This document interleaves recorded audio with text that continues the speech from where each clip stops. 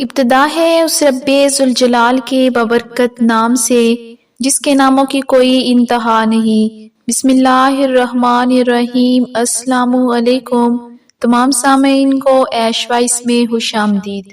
آج کی اس ویڈیو میں ہم آپ کو نئے سال کی دعا بتائیں گے جو پیارے آقا صلی اللہ علیہ وآلہ وسلم نے اپنے صحابہ اکرام کو سکھائی تاکہ نیا سال امن و سلامتی والا سال ہو۔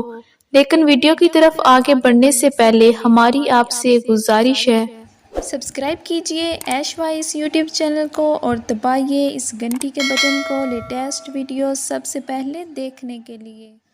عبداللہ بن ہشام کہتے ہیں کہ رسول اللہ صلی اللہ علیہ وآلہ وسلم کے صحاب اس دعا کو اس طرح سیکھتے تھے جس طرح قرآن سیکھتے تھے۔ جب مہینہ یا سال شروع ہوتا تو یہ دعا پڑھتے، اللہم ادخلہ علینا بالامن والایمان والسلامۃ والاسلام ورضوان من الرحمن وجوار من الشیطان۔ اس دعا کا ترجمہ یہ ہے، اے اللہ اس سال کو ہم پر امن و ایمان، سلامتی اور اسلام کے ساتھ رحمان کی خوشنودی اور شیطان سے حفاظت کے ساتھ لائیے، آمین۔